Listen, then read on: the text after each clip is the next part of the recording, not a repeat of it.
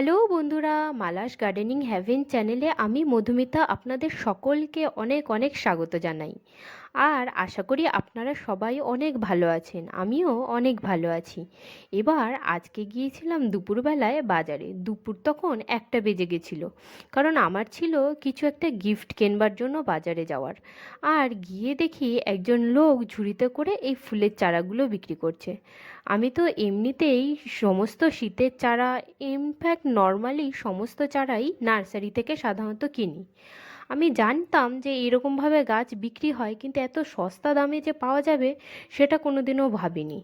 আপনাদেরকে এই গাছের দামগুলো তো আমি অবশ্যই জানাবো, তার আগে শুনে নিন এই গাছগুলি যেমন সস্তায় বিক্রি হয় সেটা ঠিকই, কিন্তু এই গাছ বাঁচাতে অনেক কষ্ট হয়। বহু লোকই এটা বলে যে তারা এই ধরনের গাছ কিনে বাঁচাতে পারেন না, কারণ এত বড় গাছ, এই দেখুন, আপনাদের বললে বিশ্বাস হবে না, এই গাছগুলি 10 টাকা করে নিয়েছে। নর্মালি নার্সারিতে ছোট ছোট থামপটের গাছগুলিই 10 টাকা করে নেয়। নার্সারিতে যদি আমি এই গাছগুলি কিনতে যেতাম, অবশ্যই 20 টাকা, 25 টাকা, কিংবা কিছু কিছু গাছ 30 টাকা নিত। এই দেখুন কি কি গাছ আছে এখানে, সেগুলো আপনাদেরকে একবার করে দেখিয়ে দিই। এই দেখুন, এটি একটি গোলাপ ফুলের গাছ। সাধারণত নার্সারিতে গোলাপ ফুলের গাছের দাম 50 টাকা থেকে শুরু হয়। তারপরে আস্তে আস্তে যেমন গাছের সাইজ আর ফুলের অনুযায়ী দাম বাড়ে, কিন্তু এই গাছটা নিয়েছে মাত্র 20 টাকা। এবার এটার দেখুন কাগজ খুলে আপনাদেরকে দেখিয়ে দিচ্ছি। এটি কোনো টবেও নেই, কিছুও নেই, খালি গোড়াতে এরকম একটুখানি মাটি লাগানো রয়েছে। আর এই মাটিটা এঁটেল মাটি। দেখুন, নর্মালি আমরা যখন নার্সারি থেকে গাছ কিনে নিয়ে এসে বসাই, তখন সর্বদাই সবসময় বলা হয় যে নার্সারি থেকে গাছ কিনে নিয়ে আসার পরে সাথে সাথে সেই গাছকে লাগিয়ে ফেলতে নেই, তাতে গাছের মরে যাওয়ার ভাগ অনেক বেশি হয়। গাছ মরে যায়, বাঁচতে পারে না।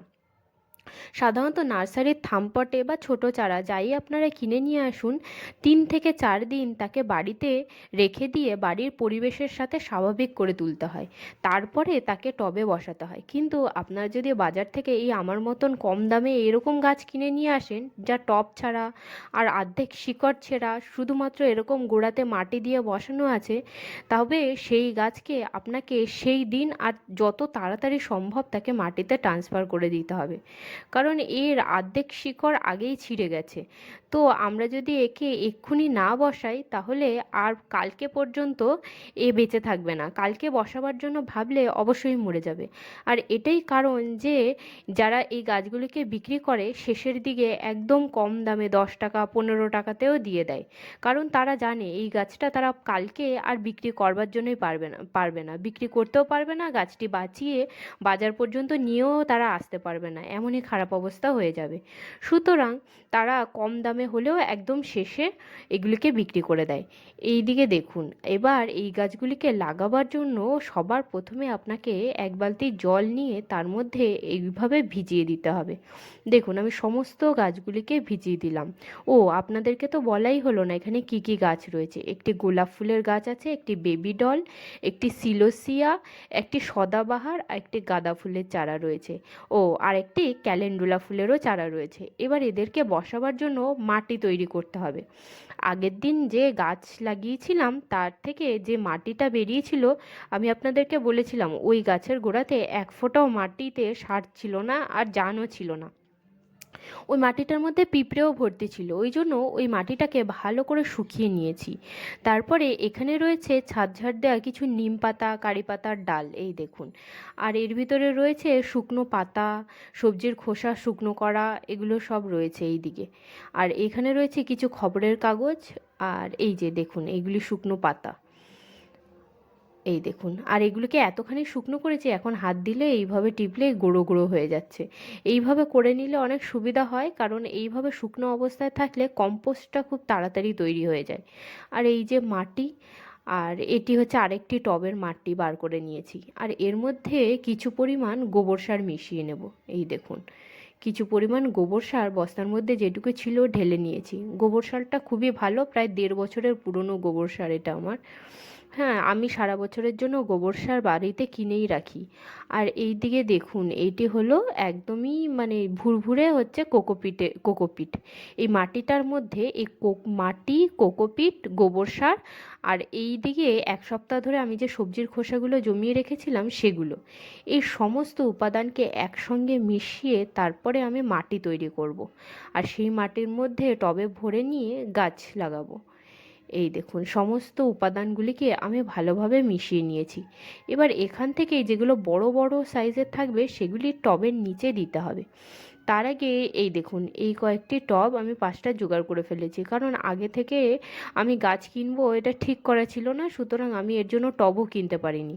সুতরাং আগের পুরনো যে সমস্ত গাছ ছিল সেই সমস্ত গাছ তুলে দিয়ে, বা যে সমস্ত গাছগুলি খারাপ হয়ে গেছে, মরে গেছে, সেগুলিকে সরিয়ে দিয়ে এই কয়েকটা জায়গা তৈরি করেছি। এর মধ্যেই এই শীতের কয়েকটি গাছ লাগিয়ে দেব। এই দেখুন, যে কোনো ঝুড়িতেও আপনারা যদি গাছ লাগান, তাহলে এই ধরনের টিস্যু বা কোনো হালকা সুতির ন্যাকড়া দিয়ে সমস্ত ফুটোগুলিকে ভালোভাবে বন্ধ করে দিতে হয়। এই দেখুন, আমি এইভাবে সমস্ত ফুটোকে বন্ধ করে নিলাম। আর নর্মালি ড্রেনেজেও আপনারা যে কোনো সুতির কাপড় বা টিস্যু পেপার ব্যবহার করবেন। এতে কি হয়, মানে টবের নিচ থেকে মাটিটা সহজে বেরোয় না, আর ছাদও কম নোংরা হয়, ধুলোবালি কম হয়। এইভাবে যদি আপনারা ড্রেনেজ সিস্টেম তৈরি করেন, কোনো সমস্যা হবে না। আবার কি হবে, ছাদে মাটি পরিমাণ যে আমরা দেখি গামলাতে জল দেওয়ার পরে জল শুদ্ধ মাটি বেরিয়ে আসছে, সেই জিনিসটা আর থাকবে না। এই দেখুন, এটি একটি ননস্টিকের বাটি, আর বাটিটা ফুটো হয়ে গেছে। এর ভিতরেও আমি ভাবছি আজকে একটা গাছ লাগিয়ে দেবো। যাই হোক, এরও নিচে একটা কাপড় দিয়ে দিলাম। এই দেখুন, ভালোভাবে কাপড় দিয়ে দিতে হবে যাতে ফুটোটা বন্ধ হয়ে যায়, আর জল আস্তে আস্তে চুয়ে চুয়ে ওই ফুটো দিয়ে বেরিয়ে যাবে। এগুলি হচ্ছে টিস্যু কাপড়। এগুলি দিয়ে নর্মালি আমি ঘরটরে বিভিন্ন জিনিসপত্র পোছার কাজে ব্যবহার করি। এই দেখুন, যে কোনো বড় টব ভরবার আগে সমস্ত যত বড় বড় উপাদানগুলো ছিল, বড় পাতা, খবরের কাগজ, একটু ডালপালা গাছ কাটার, সেগুলিকে আমি সব নিচের দিকে দিয়ে দিলাম। এবার ওপরে মাটি দিয়ে ভর্তি করব। এই দেখুন, আর ওই মাটিটা তো আমি অলরেডি গোবর সার আর কোকোপিট আর হচ্ছে সবজির খোসা মিশিয়ে নিয়েছিলাম। এইভাবে সমস্ত কটা গামলার মধ্যে সুন্দরভাবে আমি মাটি ভরে নিয়েছি। এবার দেখি গাছগুলো ভিজিয়ে রাখার পরে কি অবস্থা হলো। এই দেখুন, সমস্ত শিকড়ের অবস্থা দেখুন, কি কারণে ওরা এত কম দামে আপনাকে গাছ দিয়ে দিয়েছে। শিকড়ের অবস্থা একদমই খারাপ, কোনো রকম টেনে হিঁচড়ে তুলেছে, কোনো এইটুখানি শিকড় রয়েছে। এই কারণেই এই গাছ মরে যায়, বাঁচতে পারে না। আর আপনারা যখন এই গাছ এইভাবে গাছ নিয়ে এসে লাগাবেন, তাহলে তারপরে এইভাবে জলে একটুখানি 10 মিনিট অবশ্যই ভিজিয়ে রাখবেন। আর ওই যে মাটি, ওই মাটি শুদ্ধ কখনো গাছ লাগাবেন না, জলে ভিজে সম্পূর্ণ মাটিকে এইভাবে ছাড়িয়ে নেবেন, শিকড়কে। তারপরে এইভাবে মাটিতে বসিয়ে দেবেন, একটুখানি গর্ত করে শিকড়ের অংশটিকে দিয়ে ভিতরে ভরে দিয়ে গোড়াটিকে চেপে দেবেন। এই দেখুন, এটি একটি ক্যালেন্ডুলা ফুলের গাছ। গাছটি এত বড় গাছ, কিন্তু এর শিকড়টা দেখুন, একটুখানি ছোট্ট শিকড়। আর এই কারণেই বেশিরভাগ ক্ষেত্রেই আপনারা এইভাবে এই গাছগুলো কিনে নিয়ে এসে লাগান আর মরে যায়। কিন্তু এইভাবে লাগান, তাহলে আর মরবে না। সমস্ত মাটি, আর এইটুকু ছোট, যেহেতু শিকড় খুবই ছোট পরিমাণে আছে, অল্প পরিমাণে আছে, আর গোড়াতে যে মাটিটা ছিল সেই মাটিটা হচ্ছে এঁটেল মাটি। এঁটেল মাটির ভিতর থেকে শিকড় বেরোতে পারে না। সুতরাং আপনারা যদি ওই মাটি শুদ্ধ টবের মধ্যে বসিয়ে দেন, তার কারণেও গাছ মরে যায়, কারণ ওই শিকড়ের দম বন্ধ হয়ে যায়, ওর ভিতরে শিকড় বাড়তে পারে না। এইভাবে পুরো শিকড় থেকে মাটিটাকে প্রথমে ছাড়িয়ে নিতে হবে। তারপরে এই শুধু শিকড়ের অংশটিকে মাটির মধ্যে হালকা গর্ত করে ভরে দিয়ে ভালোভাবে জল দিয়ে ছাওয়া জায়গাতে রেখে দিতে হয়, তাহলে আর গাছ মরে না। এর আগেও আমি এইভাবে কয়েকবার গাছ লাগিয়েছি, আমার তো মরে না, কিন্তু বহু লোক আমাকে বলে যে তারা এই চারা নিয়ে এসে বাঁচাতে পারে না।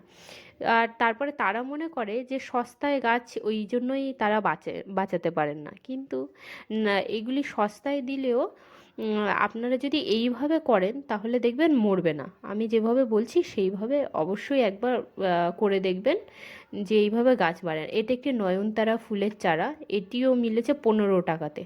এত সুন্দর নয়নতারাটা হাইব্রিড ভ্যারাইটির, এটা দেশি ভ্যারাইটি নয়, হাইব্রিড, আর খুব সুন্দর ফুলটার কালার।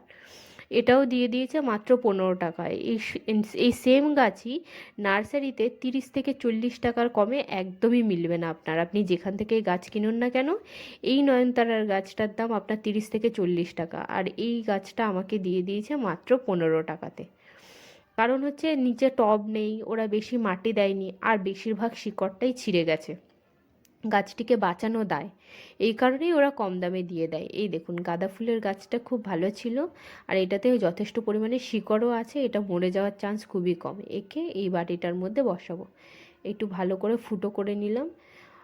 মাঝখানটা ভালো করে 4 আঙ্গুল দিয়ে গর্ত করে নিতে হবে, বা একটু বড় করে গর্ত করতে হবে, নয়তো এই গাছটিকে বসাতে পারবো না। এই যে একটু বড় করে গর্ত করে নিলাম, তার মধ্যে গাছটিকে বসিয়ে দিয়ে গোড়াটিকে চেপে দিলাম। এই তারপরে এবার সমস্ত গাছগুলোতে জল দিয়ে দেব। এই দেখুন এটি হলো সিলোসিয়া গাছ। সিলোসিয়া বা অনেকে একে মোরগ ফুলও বলে। এটি দেখতে খুব সুন্দর হয়, আর শীতকালে ফুটলে খুবই সুন্দর দেখতে হয়। আর আমার এই গাছটা না লাল না পুরোপুরি অরেঞ্জ, লাল আর অরেঞ্জের মিক্সার, কালারটা এত সুন্দর লাগছিল আমার কাছে যে আমি না নিয়ে আর থাকতে পারলাম না। এই গাছটিও মিলেছে মাত্র 15 টাকাতে। আপনারা বিশ্বাস করবেন, একটি গোলাপ ফুলের গাছ সেটার দামও নিয়েছে মাত্র 20 টাকা। 20 টাকাতে আপনি গোলাপ ফুল গাছের চারা কোথাও পাবেন না, কেউ দেবে না আপনাকে। কিন্তু এইভাবে যদি আপনাদের ওখানে পাওয়া পাওয়া যায়, তাহলে আমি যেভাবে বললাম এই পদ্ধতিতে একবার এই গাছটিকে লাগান, তাহলে দেখবেন গাছ আর মরবে না, আর আপনার কম দামেই অনেকগুলি সুন্দর গাছ লাগিয়ে ফেলতে পারবেন।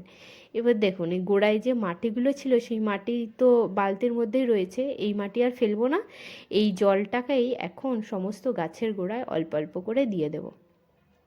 প্রথমবার যে জল দেওয়া, প্রথমবারের জলটা একটু বেশি করেই দিয়ে দেব, যাতে পুরো মাটিটা ভিজে যায়। পুরো মাটিটা ভিজে গেলে এর মধ্যে যে সমস্ত সবজির খোসা, পাতা আমরা যেগুলো মিশিয়েছি, যেগুলো কম্পোস্ট হয়ে যাওয়ার কথা, সেইগুলো কম্পোস্ট হওয়া চালু করে দেবে। প্রথমবার একটু বেশি করেই জল দিতে হবে, যাতে সম্পূর্ণ মাটিটা ভিজে যায়।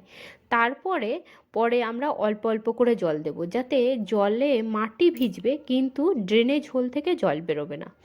দেখুন মাটির মধ্যে আমরা সার প্রয়োগ করি, আমরা কত টাকা দিয়ে সার কিনে নিয়ে আসি, সারের অনেকই দাম। এবার যদি আমরা এক্সেস পরিমাণে জল মাটিতে দিই, তাহলে মাটির যে জলটা ড্রেনেজ হোল থেকে বেরিয়ে যায়, তার সাথে প্রচুর পরিমাণে সার বেরিয়ে যায়, তো মাটি বেজান হয়ে যায়। সুতরাং সেই জিনিসটাকে প্রতিরোধ করবার জন্য আপনারা সব সময় ততটুকুই জল দেবেন গাছে, যাতে মাটি ভিজে যাবে কিন্তু ড্রেনেজ হোল থেকে জল না বের হয়। এই দেখুন আমি এখানে সমস্ত গাছগুলিকে জল দিয়ে দিয়েছি। এবার একে রেখে দিতে হবে একদম ছাওয়া জায়গাতে, রোদে রাখা যাবে না প্রায় 1 সপ্তাহ। 1 সপ্তাহের মধ্যে যদি ভালোভাবে শিকড় যখন তৈরি হয়ে যাবে, তখন এই গাছগুলিকে রোদ্দুরে শিফট করা যাবে। এখন 1 সপ্তাহ আমি একে এখানেই রেখে দেবো ছাওয়া জায়গাতে। এই দেখুন গাছগুলো কত সুন্দর লাগছে দেখতে। কিছুদিনের মধ্যেই এই ইসের বা লেডি বার্ড গাছটার মধ্যে আসবে, ফুল চলে আসবে, কারণ ওর মধ্যে কুড়ি চলে এসেছে। বেবি ডলের গাছ এটা, বেবি ডলের গাছে কুড়ি চলে এসেছে, কদিন পরে ফুল চলে আসবে। ক্যালেন্ডুলা গাছটাও যথেষ্ট বড়, খুব সুন্দর ফুল আসবে আশা করি। আর এদিকে দেখুন এটি হচ্ছে আমার গ্ল্যাডিওলাস ফুলের গাছ। দেখুন গাছগুলো কত সুন্দর হয়েছে, এই দেখুন। আর এখান থেকে কুড়ি আসা শুরু করেছে, আর প্রায় 10 দিনের মধ্যেই ফুল ফুটবে। আর বাদবাকি অন্যান্য ছোট ছোট চারাগুলোতেও মানে স্টিক আসা আস্তে আস্তে শুরু হয়েছে, তবে এই একটা সবার প্রথম স্টিক বেরিয়েছে। এইখান থেকে ফুল হলে আপনাদের সাথে অবশ্যই শেয়ার করব। আর ভিডিওটি যদি ভালো লাগে লাইক শেয়ার সাবস্ক্রাইব করে আমার পাশে থাকবেন। আর দেখা হচ্ছে আবার কালকে একটি নতুন ব্লগে। আজকের মতন টাটা বন্ধুরা।